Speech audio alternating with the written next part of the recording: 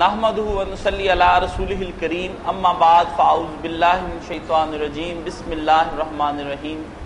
حاضرین و سامعین اکرام، السلام علیکم ورحمۃ اللہ وبرکاتہ.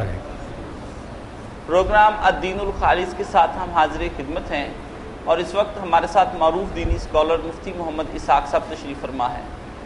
پروگرام کے آغاز سے پہلے ایک خوشخبری یہ ہے کہ بارہا اسرار پر ہم نے اپنا انٹرنیشنل اکاؤنٹ اور نیشنل اکاؤنٹ اپنی ویب سائٹ پہ رکھ دیا ہے.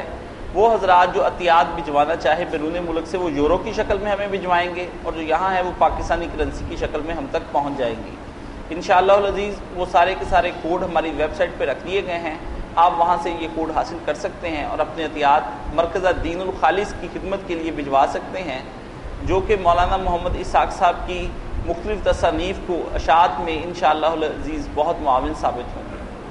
مولانا صاحب، ہمارے ایک دوست حسن محفوظ صاحب سعودی عرب سے عرض کرتے ہیں کہ سورہ لقمان کی ایک آیت ہے خلق السماوات بغیر عمد ترونہا، کہ اس آیت سے پتہ چلتا ہے کہ آسمان ستونوں پر ہیں جو ہمیں نظر نہیں آتے. کیا یہ تفسیر درست ہے یا نہیں؟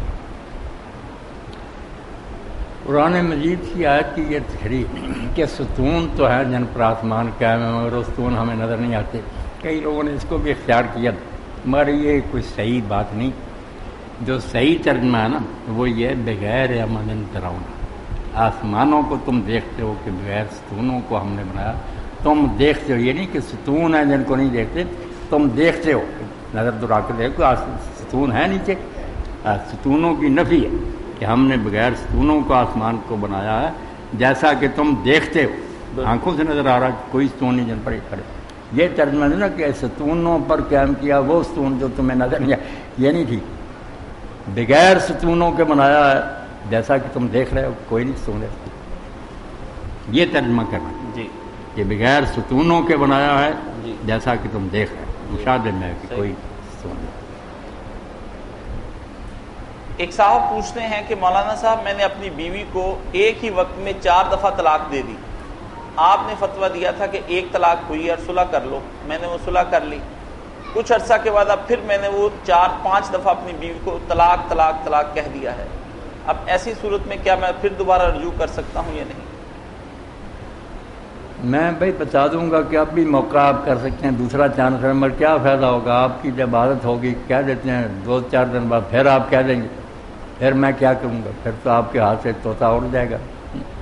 آپ کو کوئی شرم کرنی چاہیے کہ ایک بار کی جی طلاق رجوع کر لیا پھر اس کو رکھ دے.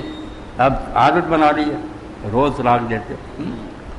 طلاق کو پسندیدہ کلمہ، اللہ کو سخت ناپسند ہے. یہ بات ہے. یہ دوسرا چانس ٹھیک ہے، بے شک 1000 کہہ دیے، ایک ہی ہے. انہیں موقع ہے کہ یہ عدت کے اندر رجوع کر لیں، اور عدت گزر گئی ہے تو بیوی پھر راضی ہو تو نیا نکاح کر دیں.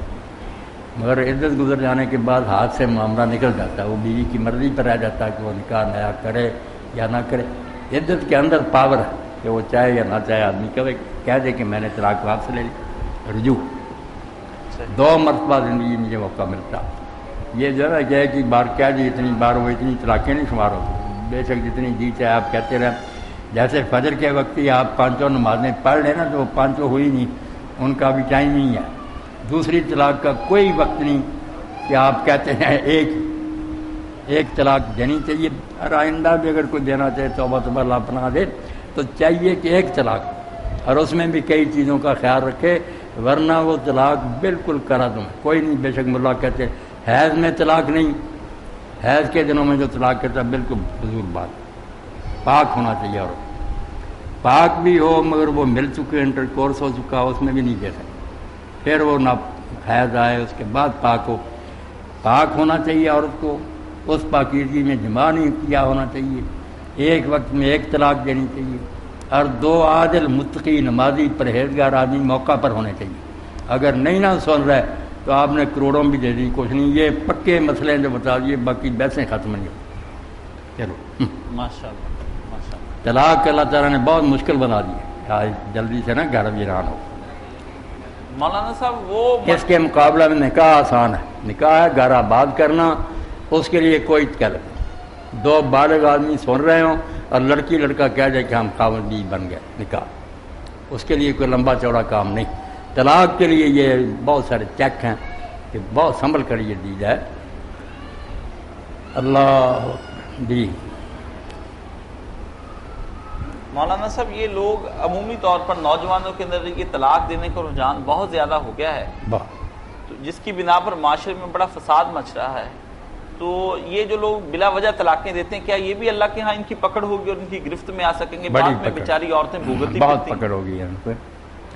جو عورتیں بھی بلا وجہ کھلا مانگیں ان پر بھی لعنت ہے. جو طلاق دیتے ہیں بلا کسی سبب کے، یہ بھی اللہ کی نزدیک مردود ہی. طلاق کوئی اچھی بات ہے. ایک بات جو حضرت مسیح علیہ السلام نے کہی نا، وہ ہے دل کو لرزانے والی. سب کو سوچنا چاہیے کہ جسے خداوند نے جوڑا ہے اسے انسان نہ توڑے. کہ اللہ نے اگر یہ سنجوگ بنایا تھا کیوں توڑ؟ اللہ کے پسند پر راضی رہو. بہت عمدہ فکر ہے کہ جس کو اللہ نے جوڑا ہے انسان نہ توڑے. یکتعون ما امر اللہ بہ بسر، اسی کو اللہ نے کہا کہ اس شے کو کاٹتے ہیں جس کے جوڑنے کا اللہ نے حکم دیا. ظالم لوگ ہیں یہ تو بالکل ناگزیر حالات میں کہ چارہ ہی کوئی نہیں اس وقت ہے، ورنہ یہ کوئی کھیل ہے. شعیب احمد صاحب سعودی عرب سے پوچھتے ہیں کہ سوال یہ ہے کہ طلاق یا خاوند کے فوت ہونے کے بعد جو عدت ہے عورت کے لیے، اس کی کیا وجہ ہے؟ اتنی ہی مدت کیوں ہے؟ کیا اس میں عورت کچھ بھی نہیں کر سکتی؟ یہ بتا دیا جائے کہ وہ جاب پر جا سکتی ہے یا نہیں؟ کیا شادی کی تقریبات اور دوسری کسی تقریب میں بھی جا سکتی ہے یا نہیں؟ بدقسمتی یہی ہے کہ ہم میں علم دین جو ہے نا وہ مفقود گم ہو گیا. کسی بارے میں بھی مسلمانوں کو صحیح معلومات نہیں. دنیا جہان کے علوم حاصل کر رہے ہیں، اپنے دین کی خبر نہیں. بیان کرنے والے بھی غلط کرتے. عدت جو ہے نا وہ عورت کے لیے کہ وہ عدت کے دن گزارے گی. مختلف عورتوں کے لیے مختلف ہے. اگر کسی عورت نے صرف نکاح کیا تھا، وہ گھر آباد نہیں ہوئی، کسی سبب سے وہ نکاح ختم ہو گیا، بات ہوگی، اس کی کوئی عدت نہیں. بس زبان سے طلاق نکلی، نکاح ختم، کوئی رجوع نہیں، کچھ موقع. یہ غیر مدخولہ بیویاں جن سے صحبت نہیں کی ان کا یہ ہو. دوسری وہ بیویاں جن کے ساتھ انسان بستا رہا، وہ پھر یا حاملہ ہوگی، اس کے پیٹ میں بچہ، اس کی پھر عدت وضع حمل ہے. بے شک طلاق کہیں اسی وقت بچہ پیدا ہو گیا وہ بھی ختم ہو گیا، اور اگر 9 ماہ بعد جا کر پیدا ہوا اس وقت تک سوچنے کی مہلت. یہ آئلی قوانین صدر ایوب کے زمانے سے بنے نا کہ 90 دن، بالکل بکواس، کوئی بات نہیں. جن عورتوں سے صحبت نہیں کی کوئی نہیں. جن کے پیٹ میں بچہ ہے وہ بچہ پیدا ہونے. جو حاملہ نہیں وہ 2 قسم کی ہیں. بعض ہیں جن کو حیض آ رہا، ان کا یہ مہینے کا کورس ٹھیک ہے، وہ 3 مہینے. یہ 3 مہینے تھوڑے دنوں میں 3 حیض تھوڑے دنوں میں پورے ہو سکتے ہیں. امام بخاری نے ایک اور کا واقعہ لکھا کہ 1 مہینے میں 3 حیض آ گئے. ادھر طلاق بھی حیض آ گیا، 2-3 دن بعد پاک ہوگی، 10 دن کے بعد پھر آ گیا. تو 3 حیض اگر باقاعدہ ہو گئے شاید کئی مہینوں میں جا کر پورے ہو. 3 حیض آنے چاہیے. اور جو ہے ایسی ہے کہ اس کو حیض نہیں آ رہا یا وہ 3 مہینے. یہ ساری باتیں جو نا حمل والی بچہ پیدا ہونے چاہیے، حیض والی 3 حیض، جس کو حیض نہیں آ رہا وہ 3 مہینے، جس کو ہاتھ نہیں لگایا اس کی کوئی عدت نہیں. جس نے خلا لیا اس کے بارے میں ہم یہی کہتے ہیں کہ وہ حیض اور یہی 3 مہینے نہیں. اس کی صحیح حدیث اور جو ہے نا حضرت عثمان رضی اللہ عنہ 1 مہینہ ہے. جس نے عدالت سے لیا نا خلا، 1 مہینہ اس کی عدت ہے. 1 مہینہ گزر گیا، حیض آ گیا، بس وہ نیا نکاح کر سکتے. یہ سارے عدت کے مسائل بیان کریں ماشاءاللہ. اور عورت کے لیے یہ عدت جو بیان ہوئی نا، اس میں کئی مسئلے ہیں جو امام ابن قیم نے علام الموقعین میں بیان کی. ایک تو یہ ہے کہ اگر وہ حاملہ ہے تو اس لیے کہ نسب میں اختلاط نہ ہو، بچہ گڑبڑ نہ ہو جائے. ادھر پیٹ میں بچہ تھا اور کر لیا، کیا پتہ چلے گا پھر کس کا کیا نہیں. تو پھر گڑبڑی کرنا. تو جب تک وہ پہلا بچہ پیدا نہ ہو جائے اور جس کا ہے حلالی بچہ، اس کا نسل صاحب نیا نہیں کرے. اور جو موت کے بعد ہے کہ جب خاوند فوت ہو جائے تو 4 ماہ 10 دن وہ عدت گزارے، وہ اس لیے رکھی گئی کہ اس کا بھی پتہ چل جاتا ہے. لمبا اس لیے کر دیا گیا. اس میں ساتھ احداث سوگ بھی شامل ہے کہ یہ کوئی نہیں خاوند مرا اور یہ رنگ رلیاں مچانے شروع کر دے. اتنا رشتہ تھا، کوئی احترام ہونا چاہیے، کوئی افسوس بھی ہونا چاہیے کہ خاوند بچھڑ گیا. وہ 4 ماہ 10 دن، اور اگر حاملہ پھر کہتے ہیں ہے وہی وضع حمل ہے، یہ اہل سنت کے گروہ کہتے ہیں کہ جو عورت تھی نا خامد مر گیا، اس کے پیٹ میں بچہ طلاق والی طرح کہ اس میں بچہ پیدا، مگر شیعہ حضرات کہتے ہیں نہیں یہ بات کوئی نہیں، ان دونوں میں سے جو لمبی مدت ہے نا آباد الرجل وہ پوری کی گئی، یا 4 مہینے 10 دن یا وضع حمل، 4 مہینے 10 دن ختم ہو گئے، بچہ نہیں ابھی پیدا ہوا، بچہ پیدا ہو گیا، بچہ پہلے پیدا ہو گیا 4 مہینے 10 دن ہی پہ، ان دونوں میادوں میں سے جو لمبی ہے وہ پوری کی جائے گی، یہ بات مناسبت ٹھیک، ورنہ ادھر بچہ پیدا ہو رہا ہے اس نے نکاح کر لیا تو پھر سوگ والی بات کہاں کری، یہ بات معقول و وزنی بات ہے، قبول کریں لوگ اب عدل اجلین کہ دونوں میادوں میں سے جو لمبی ہے اس کو لیا جائے۔ یہی بات میں آپ حضرات کے سامنے کہتا رہتا ہوں جیسی کہ متون کہ اگر ساری فقہ اسلامی کو لوگ جمع کر لیں، جو آبادی ہے مسکت عمان کے، جو شیعہ حضرات ہیں، جو ان سب کی اکٹھی کر کے اور ماں کا بورڈ ان میں سے چیزیں چھانٹے نا تو مسلمانوں کی زندگی بہت شاندار اور درخشاں بن سکتی۔ ہر فرقے میں کچھ ایسے قیمتی موتی ہیں مگر سب ضد ہیں کہ اپنی غلط باتوں پر بھی جمے رہیں گے، اس لیے کوئی فائدہ نہیں ہوتا، برا حال ہے مسلمان۔ مولانا اس میں جو اس نے وضاحت پوچھی ہے وہ یہ بھی ساتھ میں پوچھی ہے کہ ایک عورت جو احداد میں ہے، سوگ میں ہے، کیا وہ کسی شادی کی تقریب میں جائے گی تو لازمی طور پر اچھے کپڑے پہننے پڑیں گے اور کچھ بننا سورنا پڑے گا، تو عورت کو تو منع ہے، تو ایسی صورت میں کیا وہ شادی کی تقریب کو اٹینڈ ہی نہ کرے؟ بننا سمجھنا جو نا زینت یہ نہ کرے، باقی صاف ستھرے کپڑے پہننے یا نہانا یہ کوئی منع نہیں، ایسا نہیں کہ وہ گندگی کی حالت میں رہے، نہایا کرے، صابن جو ہے نا وہ بھی استعمال کرے، جو بازار کی ہے نا بنی ہوئی اچھا میک اپ کا سامان یعنی وہ سے بچے یا یہ سینٹ وغیرہ ایسے استعمال نہ کرے، زیورات نہ پہنے، سادہ حالت میں اچھے لباس میں بے شک جائے نہا دھو کر، کوئی منع نہیں، یعنی صاف ستھرا رہنا ایک الگ چیز ہے اور میک اپ کرنا وہ ایک الگ چیز ہے، یعنی یہ آپ بھی اللہ نے عقل یہ سمجھ سکتی، صاف ستھرا کہ کوئی نہیں منع کرتا، نہ آنے جانے سے روکتا، صحیح، اگر وہ جاب کر دی جاب پر بھی صحیح۔ کئی لوگ 4 دیواری میں بند کر دیتے ہیں، اس سے باہر ہی نہیں نکلنا، یہ کوئی خیر خانہ نہیں۔ بالکل صحیح۔ ایک دوست پوچھتے ہیں مولانا صاحب میرا ایک دوست ہے وہ روزے کی حالت میں بھی قوالیاں سنتا رہتا ہے، وہ کہتا ہے اس سے یاد الہی حاصل ہوتی ہے، روزے کا مقصد بھی تو یاد الہی ہے، اگر میں یہ سن لیتا ہوں تو اس میں کیا قباحت ہے؟ آپ فرمائیے، گانے تو دور کی بات، کیا یہ روزے کی حالت میں ہم قوالی وغیرہ سن سکتے ہیں یا نہیں، جبکہ وہ قوالی کوئی برے کلام پر مبنی نہیں ہوتی؟ آپ نے خطبہ کے دوران بھی سنا نا کہ علامہ اقبال مرحوم شکایت کرتے ہیں کہ 2 ہی امت کے پیشوا امام گروہ تھے، صوفی تھے، فلاں تھے، تو صوفیوں کا کہتے ہیں کہ صوفی پشمینہ پوش و کار، جو گودڑیاں پہنتے ہیں اون کا لباس، صوفی پشمینہ پوش و حال مست از شراب نغمہ قوال، قرآن نہیں سنتے، قوال کے نغموں سے مست رہتے، در نمیز آج سب شعر عراقی در دل، عراقی کے شعر پڑھے جائیں نا اس سے ان کے دلوں میں حرارت پیدا ہوتی، در نمی ساتھ محفل کا قرآن نہیں ان کی محفل میں بار پاتا، اس کی گنجائش نہیں، اللہ کا ذکر کرنا ہوتا ہے، یاد تو آپ کو قوالی سے ہوتی ہے، قوالی اللہ کے دین سے دور کر، جو ابن عباس حضرت ابن مسعود فرماتے ہیں کہ ساتھ سننے سے کیا ہوتا، جیسے پانی سے کھیتی اگتی ہے نا، اس طرح آدمی ان چیزوں میں لگا رہا ہے، نفاق ہوتا، دین سے دور ہوتا جائے گا، کوئی اللہ کا ذکر نہیں آئے گا، اللہ کے ذکر کے یہ قرآن ہے، نماز ہے، اذکار ہیں۔ امینہ فلپائن سے پوچھتی ہیں مولانا صاحب میں نے پڑھا ہے کہ ایک عورت کی نماز مرد کی نماز سے مختلف ہوتی ہے، کیا وہ مرد ہی کی طرح بیٹھے یا مرد ہی کی طرح اٹھے یا مرد ہی کی طرح رکوع سجود کرے؟ آپ اس بارے میں کچھ وضاحت فرما دیں۔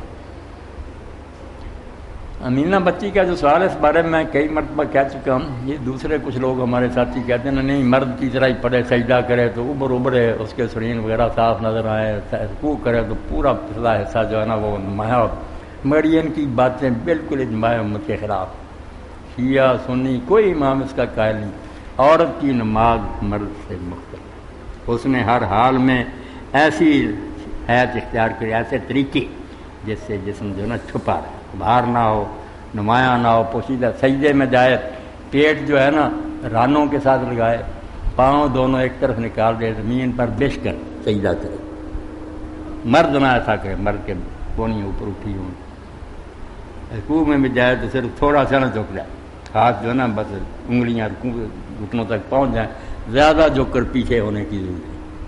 سجدے میں بھی جائے تو بجائے جس طرح مرد جاتے ہیں کہ پہلے گھٹنے لگاتے ہیں، پھر اس میں بھی نہیں، مرد جو ہے نا وہ پہلے لگاتے ہیں ہاتھ اور پھر جاتے ہیں، اس میں بھی یہ نمایاں ہو جاتا وہ بس جیسے ہم کی حضرات کرتے ہیں گھٹنے پہلے ہاتھ سمٹائی ہر حال میں اپنا کر رب نے دیے سمجھے کہ پردہ ہے۔ چاروں امام بھی یہ کہتے ہیں، جا پھر ساری امت کہتی ہے، لوگ اپنی طرف سے کہہ دیتے ہیں نہیں کہیں لفظ نہیں لکھا ہوا، تو امینہ بچی کو بھی یہی لوگ کہیں گے کہ حدیث میں فرق نہیں آیا۔ ان حدیث کے پرستاروں سے پوچھنا تھا، یہاں بھی کئی بیٹھے ہوں گے کہ کہیں رمل کے بارے میں آیا کہ جب جا کر پہلا طواف کرے بیت اللہ شریف کا تو پہلے 3 چکر جو ہے نا مرد تیز تیز چل کے آئے ذرا دوڑے، عورتوں کو ساری امت کہتی کہ وہ یہ رمل نہ کرے۔ اب لفظوں میں بیٹا یہ کہیں نہیں لکھا کہ آپ نے مرد، ساری امت نے سمجھا کہ عورت بھاگے گی پستان اس طرح ہلیں گے، کیا ہوگا بے پردگی۔ اسی طرح صفا اور مروہ کے درمیان چکر جو ہے ان میں ہلانا کریں، دونوں ستونوں کے درمیان دوڑنا، مرد دوڑیں گے عورتیں نہیں دوڑیں گی، لفظ نہیں حدیث میں، مگر یہ ساری امت مان، عورتوں نے جو دین سیکھا نا سارے اماموں نے اس کو لینا چاہیے۔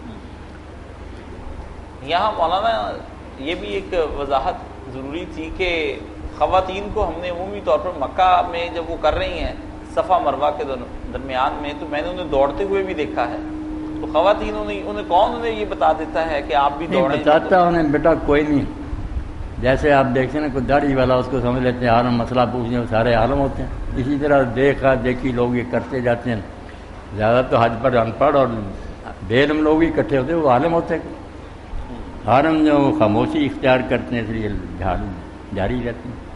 بتانا چاہیے کہ رمل اور جو ہے نا صفا مروہ کے درمیان تیز چلنا یہ مردوں کی، عورتوں کے لیے کوئی نہیں ہے بات۔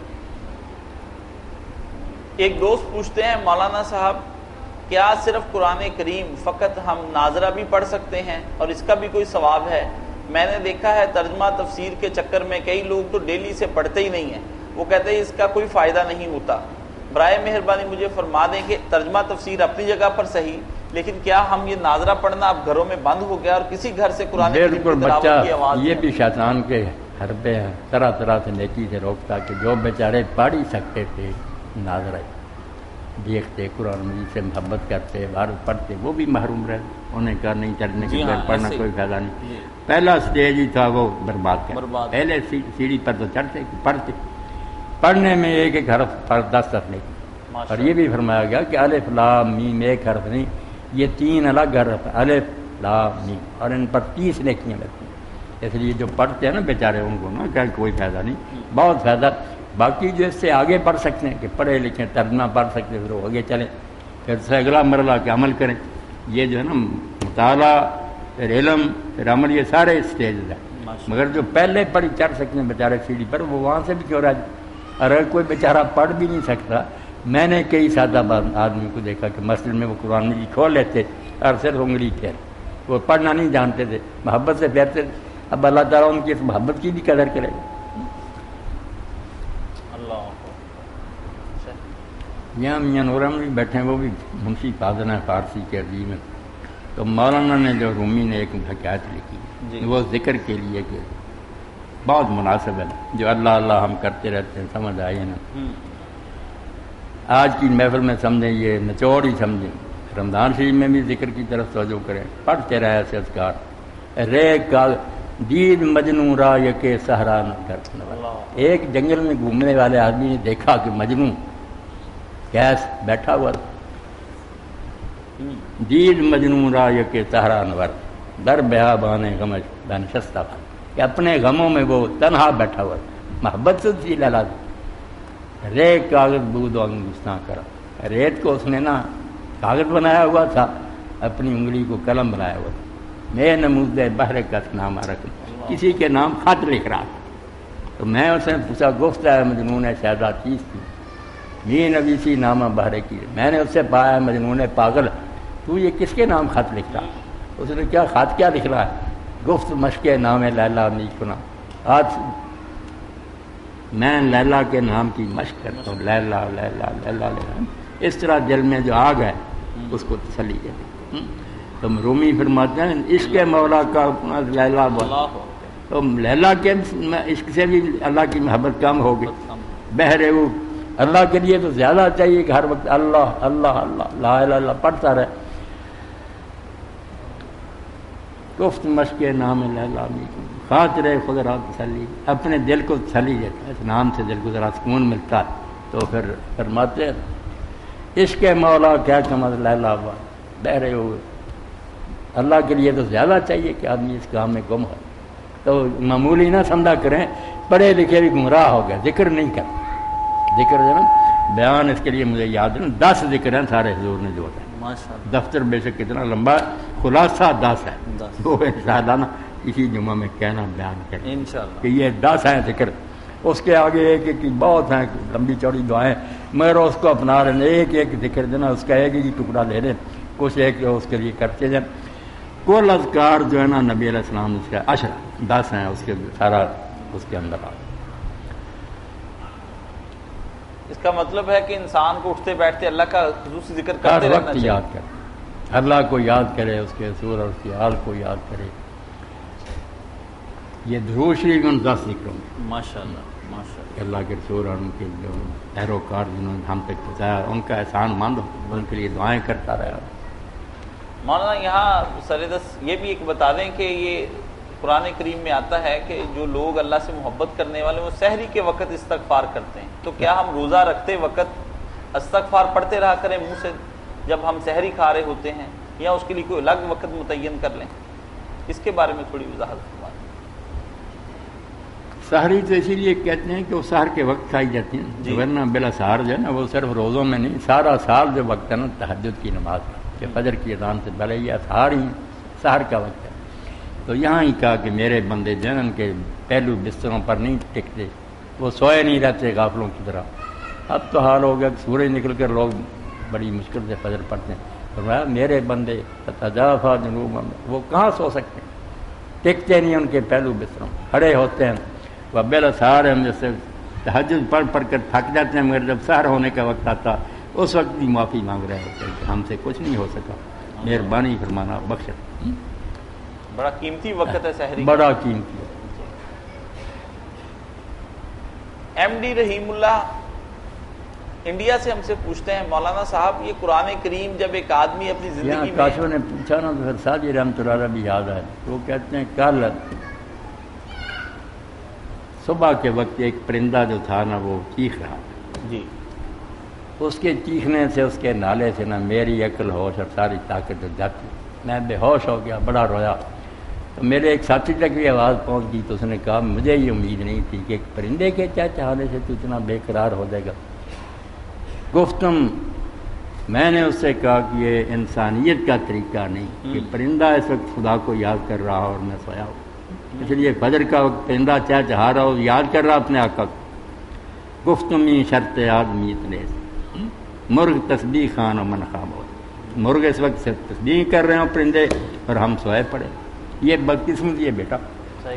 قرآن و حدیث ہمیں جھنجھوڑ کر سچا انسان ہی بناتے ہیں اور کچھ نہیں. اللہ. انڈیا سے ایک دوست پوچھتے ہیں مولانا صاحب قرآن کریم انسان کو جب وہ زندگی میں پڑھے گا تو فائدہ دے گا، لیکن اگر مرنے کے بعد اس کا کوئی رشتہ دار اس کو پڑھتا ہے تو اس کو کیوں نہیں فائدہ دے سکتا؟ اصال ثواب کی یہ دلیل کس حد تک کارگر ہے؟ برائے مہربانی اس کی وضاحت فرما دیں. نہیں بس انہوں نے بیان کر دی، کچھ توق تو نہیں رہے کہ میں کھانا کھاتا ہوں اس وقت وہ کھانا مجھے فائدہ پہنچاتا. اب کوئی دوسرا کھانا کھا کیا میں نے جو کھایا اس کا اثر مولوی صاحب کو ہو جائے، یہ تو کوئی بات نہیں. یہ سارے صاحب جو نا یہ سارے مسلمان جو کرتے سارے گروہ تقریباً یہ بے اصل شاید بے شک مت پر فتویٰ لگائیں. کوئی آدمی نیکی کر کے دوسرے کو نہیں دے سکتا. دعا کر سکتے ہیں ہم ہر کے لیے جو فوت ہوئے، جنازہ پڑھیں، قبر پڑھ جائیں، آگے پیچھے کریں. بخشش کی دعا اللہ کے خزانے بھرے ہوئے ہیں. آپ بجائے اس کے کہ میں نے 2 رکعت پڑھی جو ہے نام اس کا مجھے ملنا نا، یہ مجھے نہ دے فلاں کو دے، یہ اللہ پر بھی تہمت کہ اللہ کے پاس اپنا کچھ نہیں کہ میرا بھیجا ہوا پارسل آگے بھیجے گا، یہ کوئی نہیں. اللہ سے کہیں کہ تو بخش رحمت فرما.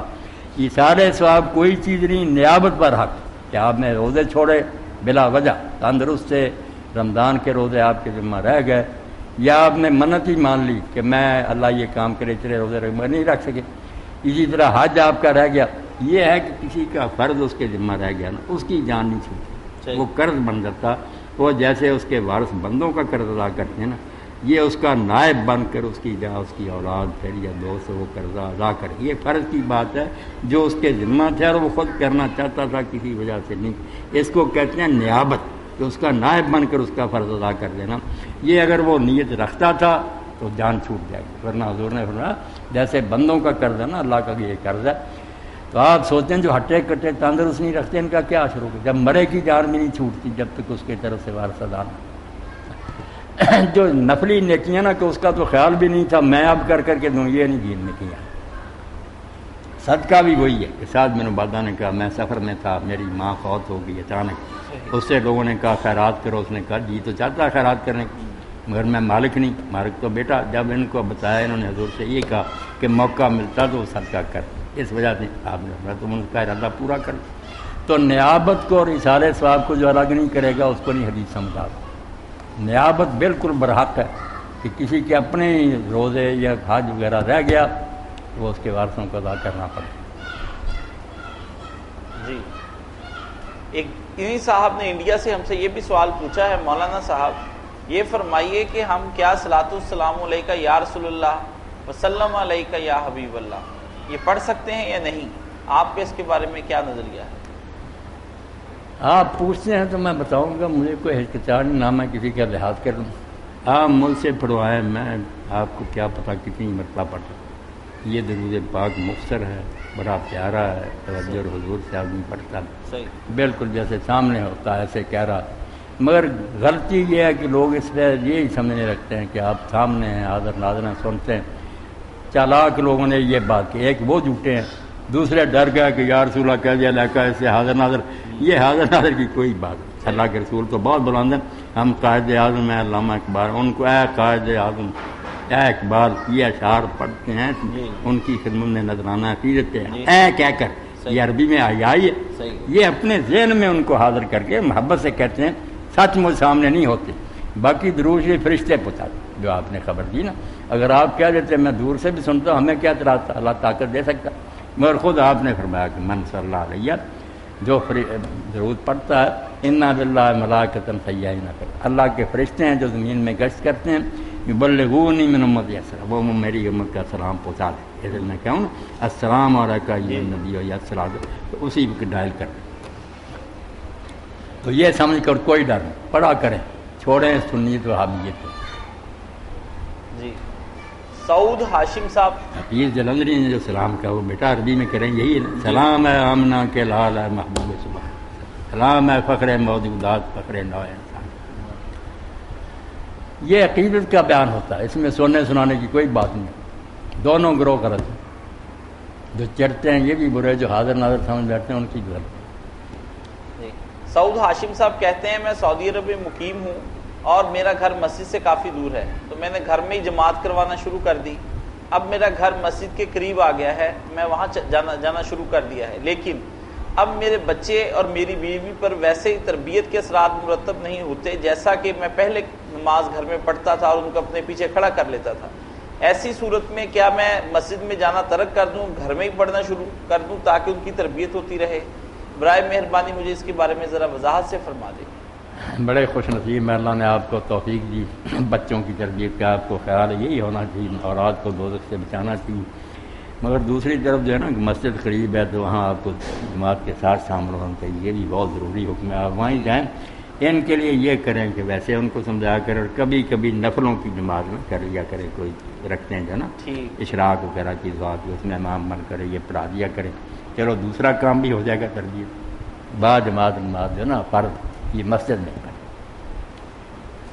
محمد خان یو کے سے پوچھتے ہیں مولانا صاحب یہ غزوۃ الہند والی حدیث کیا صحیح ہے؟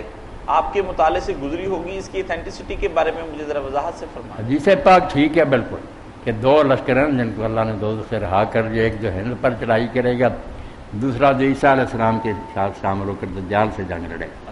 مگر اس کا جو انتباق ہے نا اپلیکیشن کی، یہ جو لشکر اب جا رہے یہ بات نہیں. غزوہ ہند بہت پہلے ہو چکا.